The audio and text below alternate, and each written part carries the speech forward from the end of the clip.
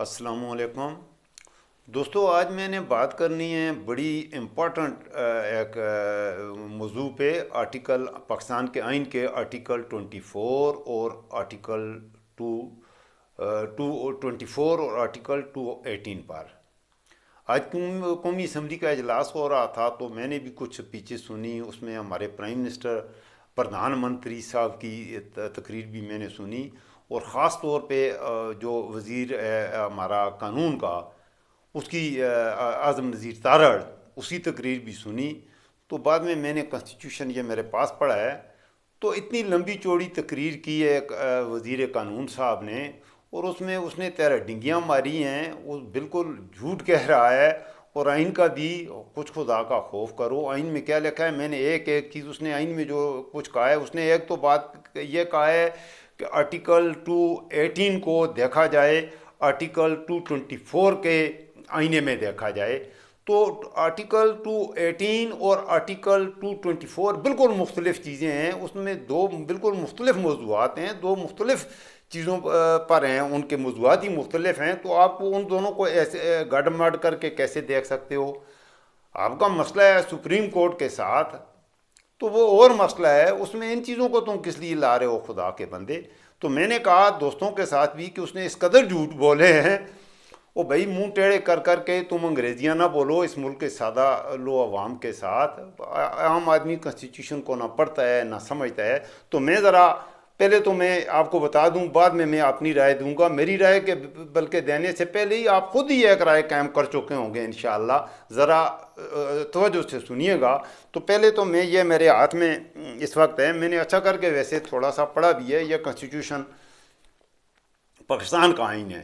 یہ بھی پہلے آپ کو دکھا اس لیے رہا ہوں کہ آپ یہ نہ سمجھیں کہ میں یہ فرانس کا یا انگلینڈ کا آئین نہیں پڑھ رہا، یہ پاکستان کا آئین ہے۔ پاکستان کا آئین ہے، جس آرٹیکل پہ اعظم نذیر تارڑ اور ہمارے پردھان منتری صاحب بکواسات فرما رہے ہیں، اس آئین کے پہلے انہوں نے تذکرہ کیا ہے۔ پہلے بات تو میں آپ کو یہ بتاتا ہوں، آرٹیکل 224 ہے، وہ ہے time of election and by election. اس میں ٹائم ڈیوریشن کا تعین ہوتا ہے کہ کتنے ٹائم کے بعد، ایک اسمبلی کا ٹینور پورا ہونے کے بعد، یا وہاں پر کسی اور وجہ سے کوئی اسمبلی کا ڈسولوژن ہوتا ہے تو الیکشن کرانے ہوتے ہیں، تو اس کا ٹائم فریم ورک کیا ہوتا ہے۔ یہ ہے آرٹیکل 224، اس کی ذیلی کلازز ہیں 1 2 3 4 5 6 7 اس کی ذیلی کلازز ہیں۔ ان 7 پر میں اگر بات کروں گا تو بات لمبی ہوگی، میں 7 کو نہیں کروں گا، میں مختصر ویڈیو میں صرف 2 کلازز کا، کلاس 2 اور کلاس 4 کا ذکر کروں گا۔ پھر دوسری بات جو ہے آرٹیکل 218 جو ہے، جس کو وہ کہہ رہا ہے اعظم تارڑ کہہ رہا ہے کہ آرٹیکل 224 کو دیکھا جائے۔ آرٹیکل 218 جو آرٹیکل ہے وہ بالکل مختلف ہے، وہ ہے الیکشن کمیشن کے حوالے سے ہے۔ اس میں powers and authorities of election commissions ہیں، اور الیکشن کمشنر کے اختیارات کا اس میں تعین ہے، اور اس کے فرائض کا تعین ہے۔ اب اس کا، جبکہ اس میں ٹائم ڈیوریشن کا تعین ہے 224 میں جلدی ذرا آپ کو پڑھ کے بھی وہ بتا دیتا ہوں تھوڑا سا۔ یہ article 224 time of election and by election, اس کی کلاس 1 میں ہے A general election to the National Assembly or the Provincial Assembly shall be held within a period of 60 days immediately following the days on which the terms of the Assembly is due to expire۔ یہ assembly اپنی اگر مدت پوری کرے تو اس صورت میں 2 مہینے کا وقت ہوتا ہے الیکشن کرانے کا۔ ایک تو اس میں یہ بات کی ہوئی ہے۔ دوسری بات اس کی کلاس 2 میں ہے when the National Assembly or the Provincial Assemblies is dissolved، یہ ڈسولوژن کی صورت جو کہ اب ہے ہماری صوبائی اسمبلیوں میں۔ A general election of the assembly shall be held within the period of 90 days، بالکل کلیئر کٹ لکھا ہوا ہے کہ اگر ڈسولوژن ہوگا تو 90 ڈیز کی صورت میں ہوگا۔ اور 2 منتھ کے چوتھی اس کی جو ذیلی شک آتی ہے، اس میں یہ آتا ہے when except by dissolution of the National Assembly or the Provincial Assembly a general seat in any such assembly has become vacant not later than 120 days before the term of that assembly is due to expire. یہ اس حوالے سے ہے کہ اگر کوئی مر جاتا ہے نیشنل اسمبلی کا یا صوبائی اسمبلی کا ممبر، یا ریزائن کر دیتا ہے، تو اس کے لیے یہ 3 کلازز ہیں اس حوالے سے۔ تو اس میں ٹائم فریم جو ڈسولوژن کی صورت میں ہے وہ بالکل کلیئر کٹ لکھا ہوا ہے. میں دوبارہ آپ کو پڑھ کے سناتا ہوں. Class 2 of article of constitution of Islamic republic of Pakistan, class 2 ہے اس کی, اس میں کلاس 2 ہے 224 کی. کیا ہے؟ وین دا نیشنل اسمبلی اور the provincial assemblies is dissolved, a general election to the assembly shall be held within a period of 90 days after the dissolution, and the result of the election shall be declared not later than 14 days after the conclusion of poll. یہ بھائی article 224. اب وہ کہتا ہے کہ اس کو اس آئینے میں دیکھا جائے آرٹیکل 218 کے, اور یہ 224 ہے کس حوالے سے؟ Time frame of election and by election. یہ ہے 224. اور 218 کیا ہے یہ بھی میں آپ کو بتا دیتا ہوں. یہ الیکشن کمیشن ہے 218 میں جو ہے. اس میں کچھ اختیارات کی بات بھی کی ہوئی ہے. اس میں کیا کیا ہے کہ الیکشن کمشنر کی ذمہ داری کیا ہے. تو اس میں اس کا مکمل میں اس کو بھی پڑھوں گا تو ٹائم لگے گا. تو اس کی ایک بات, الیکشن کمشنر کا کیا کام ہے. الیکشن کمشنر خود کوئی کسی ٹائم فریم کا تعین نہیں کر سکتا, کیونکہ کنسٹیٹیوشن نے ٹائم فریم کا تعین 224 میں, جیسے ابھی میں نے آپ کو پڑھ کے بتا دیا ہے کہ 90 ڈیز کے اندر الیکشن کرانے ضروری ہیں. اسے آپ ادھر ادھر میاں صاحب, آپ شہباز شریف صاحب, پردھان منتری صاحب, خدا کے لیے تم ادھر ادھر نہیں بھاگ سکتے. ویسے تم ایک چیز جس میں کوئی ڈسپیوٹ ہے ہی نہیں, اس چیز کو تم ڈسپیوٹیڈ کر رہے ہو اپنی مرضی کے مطابق. ہے سارا کچھ تمہاری مرضی سے ہو. میاں جی تمہاری مرضی سے سب کچھ نہیں ہوگا. آئین کیا کہتا ہے یہ دیکھیں.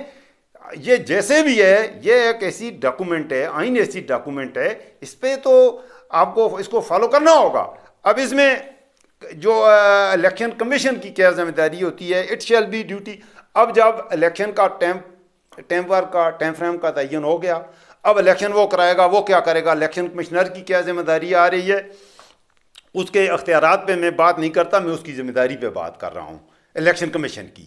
It shall be the duty of the election commission constituted in the relation of an election to organize and conduct the election and to make such arrangement and that are necessary to ensure that the election is conducted honestly, justly, fairly and accordance with the law, and that corrupt practices are guarded against.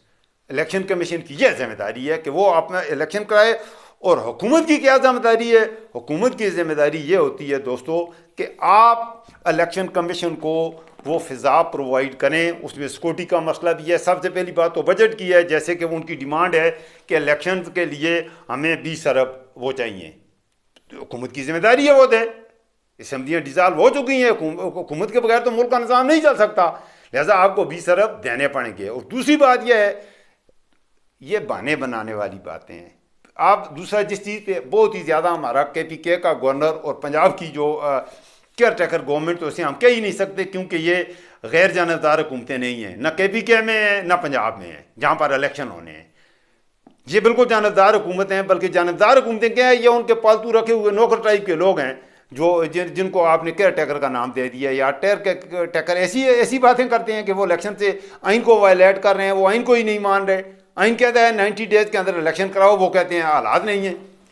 اور سب سے بڑا مسئلہ جس بات پہ ان کو تکلیف ہو رہی ہے, وہ کہتے ہیں جی کہ سب سے بڑا مسئلہ جو ہے سیکورٹی کا ایشو ہے.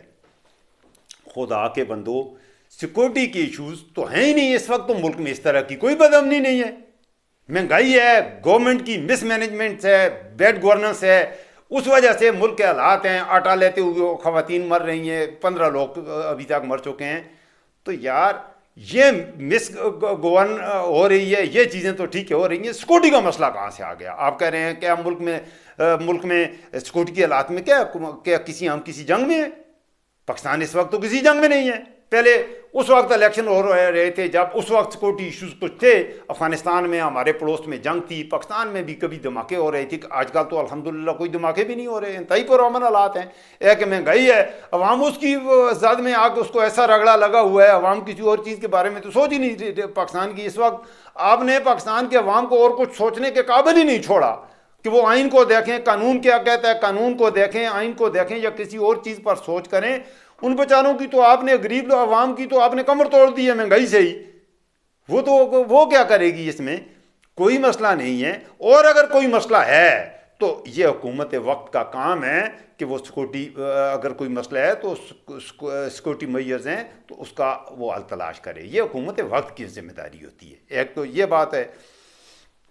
اب میں اپنی رائے اگر دوں گا, دیکھیں ویڈیوز آج کل میری تھوڑی, رمضان کا مہینہ ہے, نماز پڑھنے کی وجہ سے ایک دوست نے کہا جی آپ ویڈیو بہت دیر سے اپلوڈ کرتے ہیں. یار میں اس لیے کرتا ہوں کہ میں نے بھی نماز پڑھنی ہوتی ہے, اللہ معاف کرے, اس وجہ سے تھوڑی سی ویڈیو لیٹ ہو جاتی ہے. دوسرے دن آپ دیکھ لیا کریں, اگر آپ کو پسند آئے تو اسے بالکل فالو کریں اور آپ اپنی سجیشن مجھے دیا کریں. انشاءاللہ میں آپ کی امنگوں کے مطابق, میرا بھی یہ ایک ریٹائر آدمی ہوں تو اس حوالے سے میرا بھی ایک یہ شغل ہے, ایک میرا اپنے دوستوں کے ساتھ ربط کا ایک ذریعہ ہے, تو میں انجوائے کرتا ہوں. مجھے اچھا بھی لگتا ہے کہ میں اپنے قوم کے, خاص طور پہ میرا تخاطب جو ہوتے ہیں یا میں مخاطب ہوتا ہوں تو حقیقت میں اپنے نوجوانوں کو, کیونکہ ہماری نسل تو گزر چکی ہے یا جو بھی ہے اللہ معاف فرمائے, 80 سال ہمارے 75 سال ہمارے 76 سال گزر چکے ہیں پاکستان کے, اور یہ ملک آگے بڑھتا ہوا کہیں سے نظر ہی نہیں آ رہا. تو ہم چاہتے ہیں کہ ہماری آنے والی نسلوں کو ایک اچھا پاکستان ملے. یہ موجودہ جو حالات ہیں اس سے مایوسی بھی بعض اوقات ہوتی ہے, تو اس وجہ سے لیٹ ہو جاتی ہے کہ میں نے بھی نماز پڑھنی ہوتی ہے رمضان کے مہینے میں, تو ویڈیو پھر بعد میں بچہ بھی آتا ہے نماز پڑھ کے, تو اس کے بعد ہی میں ویڈیو بناتا ہوں اور ایک ایک کرتا ہوں. انشاءاللہ رمضان کے بعد میں کوشش کروں گا روزانہ 2-3 ویڈیوز بھی بناؤں گا. میرے ذہن میں بہت سے خیالات ہیں, بہت سے آئیڈیاز ہیں جن پر میں بات کرنا چاہتا ہوں اپنے نوجوانوں سے, خاص طور پر اپنے طالب علموں سے مجھے ہمیشہ خاص محبت رہی ہے. اور ان سے کیونکہ میرا پیشہ بھی درس و تدریس کا ہی میرا شعبہ رہا ہے, تو میں چاہتا ہوں کہ میرے ملک میرے جو اسٹوڈنٹس ہیں, میرے ملک کے جو اسٹوڈنٹس ہیں, آئندہ کل ان کے ہاتھ میں جب ملک کی بھاگ دوڑ آئے تو یہ اس قابل ہوں کہ اپنے ملک کی بھاگ دوڑ اچھے طریقے سے نبھا سکیں. تو یہ آئین کے حوالے سے میں نے بات کی تھی. اب حکومت کی آخر میں اپنے کومنٹس میں یا اپنی رائے, میں کیا رائے دوں گا, ایک سیدھی سی بات ہے, بالکل دیوار پر لکھی ہوئی ہے, نظر آ رہی ہے. یہ کرپٹ لوگ ہیں اور یہ اس ملک کو تباہ کرنا چاہتے ہیں, کنسٹیٹیوشن کے ساتھ وہ کھلواڑ کر رہے ہیں. بھائی سپریم کورٹ کا چیف جسٹس ہے, اس کے پاس تم لے کے گئے ہو, تم خود ہی اس مسئلے کو حل کر لیتے. تم سیاسی لیڈر حل کر رہے تھے, اگر تم بغیرت نہ ہوتے تو تم خود اس کو حل کرتے. تم کورٹ میں اس مسئلے کو لے کے کیوں گئے ہو؟ اب کورٹ سے خود پہلے تم پوچھ رہے ہو کورٹ سے جی کہ یہ مسئلہ ہے تو کیا کریں, تو کورٹ نے آئین کے تمہیں ڈر لگا ہوا ہے یہ کہ چیف جسٹس کے فیصلے کا تو تمہیں پتہ ہے چیف جسٹس تو غلط فیصلہ نہیں دے سکے گا, وہ تو آئین نکالے گا, جیسے میں نے نکال کے ابھی پڑھ کے دکھایا ہے وہ بھی ان کو دکھائے گا. ان کے وکیلوں کو آج اس نے اپنے ریمارکس میں بتا بھی دیا ہے, آج ہی بتا دیا ہے, اس نے کہا بھائی آئین یہ کہہ رہا ہے, میں کیا کروں. تو آئین کے مطابق تم کہتے ہو وہ آئین کے خلاف فیصلہ دے تو وہ اپنی گردن میں چھری پھیر لے. تمہاری حکومت کے دوام کے لیے, تمہاری کرپٹ حکومت کی کرپٹ پالیسیز کی حمایت کرنے کے لیے چیف جسٹس اپنے گردن پہ چھری پھیر لے, وہ آئین کے خلاف چلا جائے, وہ تو نہیں جائے گا. پھر ایک ادارے کا سربراہ ہوتا ہے, آپ نے ججوں کو تقسیم کیا ہے, چھوٹی سطح کے کچھ ججز کو تم نے خرید کے سپریم کورٹ میں بغاوت کی سی فضا پیدا کر دی ہے. بھائی سپریم کورٹ کا سربراہ chief justice of supreme court of Pakistan ہے, اس کا کام ہے کسی بھی حوالے سے بینچ کنسٹیٹیوٹ کرنا, اس میں کتنے ججز کی تعداد ہو یہ اس کا کام ہے, یہ اس پہ چھوڑو. اس کے کام میں تم کیوں مداخلت کرتے ہو؟ پردھان منتری صاحب, وزیر قانون صاحب, چیف جسٹس کے جو اختیارات ہیں اس کو وہ اپنے ایکسرسائز کرنے دو. اس کے اختیارات میں تم مداخلت کیوں کرتے ہو؟ اس کی مرضی ہے, وہ 3 رکنی بینچ بنائے, فل کورٹ بنائے یا 2 ججوں کا بنائے, بھلے وہ اکیلا ہی سن کے فیصلہ سنا دے. ہاں اگر وہ فیصلہ کنسٹیٹیوشن کے خلاف دے رہا ہے, پھر اس پہلی بات تو یہ ہے کہ وہ ایک پروسیس سے گزر کے چیف جسٹس کے عہدے تک پہنچا ہے. وہ کوئی ویسے ہی وہ عام سا آدمی ہے, وہ ویسے ہی سپریم کورٹ کا چیف جسٹس بن گیا ہے. تم تو فوجیوں کے یا کچھ ہے کسی کے جنرل جیلانی کے یا جنرل ضیاء کی پالش کر کے پہنچے ہو اقتدار میں. سپریم کورٹ کا جو چیف جسٹس ہے وہ باقاعدہ پتہ نہیں ہے کہاں سے پڑھا ہوگا, مجھے اس کو پتہ نہیں ہے کہ اس نے کہاں سے ڈگریاں لی ہیں, لیکن یقیناً وہ پڑھا لکھا آدمی ہے. ویسے ہی وہ چیف جسٹس نہیں بن گیا, اس نے بطور وکیل بھی پریکٹس کی ہوگی, ہائی کورٹ کے جج کے طور پہ بھی کام کیا. پتہ نہیں ہے اس نے کہاں سے اسٹارٹ, سیشن کورٹ سے, ڈسٹرکٹ کورٹ سے ہوتا ہوا, ہائی کورٹ سے ہوتا ہوا, ہوتے وہ آج 60 سال کی عمر میں سپریم کورٹ میں پہنچ گیا ہے. تو اسے آئین کا پتہ نہیں ہے, قانون کا پتہ نہیں ہے, اور تمہارے یہ 2% کے جو 2% کا پردھان منتری ہے اور 2% کا اس کا وزیر قانون ہے, تمہیں پتہ ہے. یہ عوام اس بات پہ سوچیں کہ ایک سپریم کورٹ کے چیف جسٹس کو آئین و قانون کا پتہ نہیں ہے، تو ان 2% کے لوگوں کو پتہ ہے جو کسی پروسیس سے گزرے کے ہی نہیں بنے، بلکہ چوری ڈاکے کر کے اور پیسے کے زور پر عوام کی دولت لوٹ کر اس کی قوت پہ یہ اقتدار میں آنے والے ہیں، انہیں پتہ ہے۔ اور سپریم کورٹ کے چیف جسٹس کا ایک ہی حال ہے، الیکشن کراؤ اور دفع ہو جاؤ، اس ملک کی جان چھوڑو خدا کے لیے، تم نے اس ملک کا بیڑا غرق کر دیا ہے۔ یہ 30-40 سالوں میں جب سے یہ تم دونوں کی باریاں لگی ہیں جنرل ضیاء کے 88 کے بعد، تم نے اس ملک کا بلکہ بینظیر کا 2 سال بہت اچھے تھے جو شروع کے تھے، میں ان کے بارے میں نہیں کہتا، اس کے بعد 90 سے لے کے یہ اب تک کا جو 30-35 سال کا ملک کا بیڑا غرق کر دیا ہے ان 30 سالوں میں۔